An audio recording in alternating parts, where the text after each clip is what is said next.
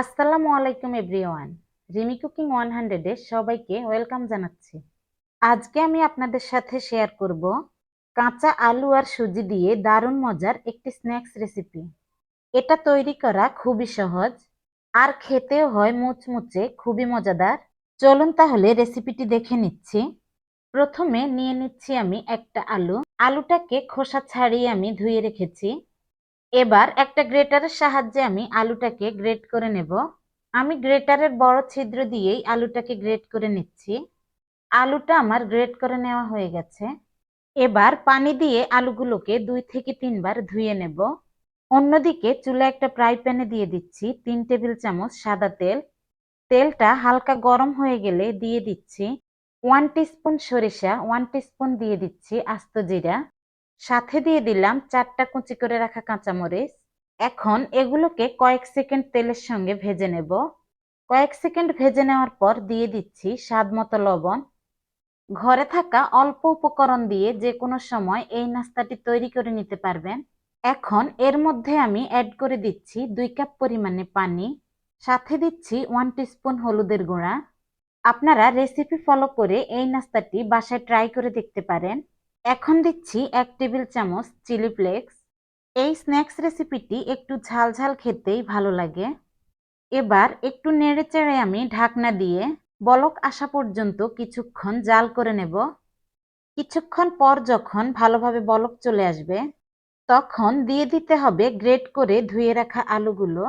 আলুগুলোকে অন্যান্য মশলার সাথে ভালোভাবে নেড়েচেড়ে মিশিয়ে নেব। আলুগুলো ভালোভাবে মেশানো হয়ে গেলে ঢাকনা দিয়ে আমি 2 মিনিট জাল করে নেব। ফিরে এলাম 2 মিনিট পর। আলুগুলো অনেকটাই কিন্তু সিদ্ধ হয়ে গেছে। এই দারুণ মজাদার স্ন্যাক্স রেসিপিটি আপনারা বিকেলের আড্ডায় চা এবং কফির সাথে পরিবেশন করে নিতে পারেন। আবার বাচ্চাদের টিফিনেও খুবই পছন্দ করবে। এখন আমি এর মধ্যে অ্যাড করে দিচ্ছি 1 কাপ পরিমাণে সুজি। সুজিটা কিন্তু এখানে একসাথে দেওয়া যাবে না, অল্প অল্প করে এখানে সুজিটা অ্যাড করে দিতে হবে, না হলে সুজিগুলো দলা পাকিয়ে যাবে। আমি কিন্তু এখানে 2 কাপ পানির সাথে 1 কাপ সুজি নিয়েছি। আমি আবার বলছি 2 কাপ পানির সাথে 1 কাপ সুজিই নিতে হবে।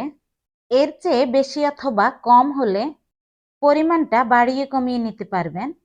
এবার অনবরত নেড়েচেড়ে পারফেক্ট একটা ডো তৈরি করে নেব। ডোটা তৈরি করা হয়ে গেলে দিয়ে দিচ্ছি 1 টিস্পুন চাট মশলা, সাথে দিয়ে দিচ্ছি কিছুটা পরিমাণে ধনিয়া পাতা কুচি। এবার এগুলোকে ডোয়ের সাথে ভালোভাবে নেড়েচেড়ে মিশিয়ে নেব। একটি আলু আর 1 কাপ সুজি দিয়ে যে এত মজাদার একটি স্ন্যাক্স রেসিপি তৈরি করে নেওয়া যায়, তা আপনারা বাসায় ট্রাই না করলে বুঝতেই পারবেন না। ডোটা আমার তৈরি করে নেওয়া হয়ে গেছে। এবার একটা প্লেটে নিয়ে আমি ডোটাকে 5 মিনিট ঠান্ডা করে নিয়েছি। আবার খুব বেশি ঠান্ডাও করা যাবে না, অল্প গরম থাকা অবস্থায় আমি ডোটা ভালোভাবে মেখে নেব। অল্প গরম থাকা অবস্থায় কিন্তু ডোটাকে ভালোভাবে মেখে নিতে হবে। ডোটা আমার ভালোভাবে মেখে নেওয়া হয়ে গেছে। এবার হাতে একটু তেল মেখে আমি এখান থেকে একটু একটু ডো নিয়ে একটা একটা করে নাস্তার শেপগুলো দিয়ে দেব।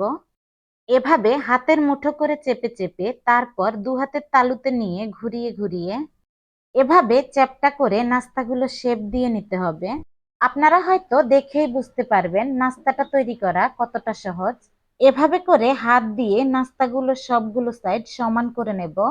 নাস্তাগুলোর সবগুলো সাইড সমান করে নেওয়া হয়ে গেলে এভাবে আঙ্গুল দিয়ে নাস্তাটার মাঝখান বরাবর ডিজাইন করে নেব। এতে নাস্তাটা দেখতে খুবই সুন্দর লাগবে। আমি আরেকটা নাস্তা আপনাদেরকে তৈরি করে দেখিয়ে দিচ্ছি। আরেকটা কথা, রেসিপিটি ভালো লাগলে চ্যানেলটিকে সাবস্ক্রাইব করে চ্যানেলের সাথেই থাকবেন। যারা ফেসবুকে অ্যাক্টিভ থাকেন তারা পেজটি ফলো এবং লাইক দিয়ে রাখবেন। আর বেশি বেশি ফ্রেন্ডস ফ্যামিলির সাথে শেয়ার করে নেওয়ার অনুরোধ থাকবে। রেসিপিটি ভালো লাগলে অবশ্যই কমেন্টসের মাধ্যমে আপনার মতামত জানিয়ে দেবেন। এভাবে আঙ্গুল দিয়ে ডিজাইন করে আমি সবগুলো নাস্তা তৈরি করে নিয়েছি। আপনারা দেখেই হয়তো বুঝতে পারছেন নাস্তাগুলো তৈরি করা কতটা সহজ আর দেখতে কতটা সুন্দর দেখাচ্ছে। এবার চলে যাব নাস্তাগুলো ভেজে নেওয়ার জন্য। এজন্য চুলায় পর্যাপ্ত পরিমাণ তেল গরম করে নিয়েছি। এখন এক এক করে নাস্তাগুলো আমি তেলের মধ্যে দিয়ে দিচ্ছি। নাস্তাগুলো কিন্তু নরম অবস্থায় নাড়াচাড়া করা যাবে না, না হলে ভেঙে যেতে পারে। নাস্তাগুলোর একটা সাইডে যখন কালার চলে আসবে তখন আরেকটা সাইড উল্টে দিতে হবে। চুলার আঁচ মিডিয়ামে রেখে নাস্তাগুলোকে উল্টে পাল্টে গোল্ডেন ব্রাউন কালার করে ভেজে নিতে হবে। এটা কিন্তু আঁচ কমিয়ে ভাজা যাবে না, না হলে ভেতরে তেল ঢুকে যাবে। আর চুলার আঁচ কিন্তু খুব বেশি বাড়িয়েও ভাজা যাবে না, না হলে উপর থেকে কালার চলে আসবে আর ভেতরে কাঁচা থেকে যাবে, আর খেতেও ক্রিস্পি হবে না। এরকম সুন্দরভাবে ক্রিস্পি করে আমি সবগুলো নাস্তা ভেজে নেব। নাস্তাগুলো আমার ভেজে নেওয়া হয়ে গেছে, এখন তেল চেকে নামিয়ে নিচ্ছি। আপনারা দেখেই হয়তো বুঝতে পারছেন নাস্তাগুলো খেতে কতটা মুচমুচে এবং মজাদার হতে পারে। এরকম স্ন্যাক্স রেসিপি বিকেলের চা এবং কফির সাথে জমে যাবে ভালো। এই স্ন্যাক্স রেসিপিটি একবার ট্রাই করলে বাসার ছোট থেকে বড় সবাই খুবই পছন্দ করবে। তো আজ আর কথা নয়, আবারও দেখা হবে পরবর্তী কোনো ভিডিওর সাথে।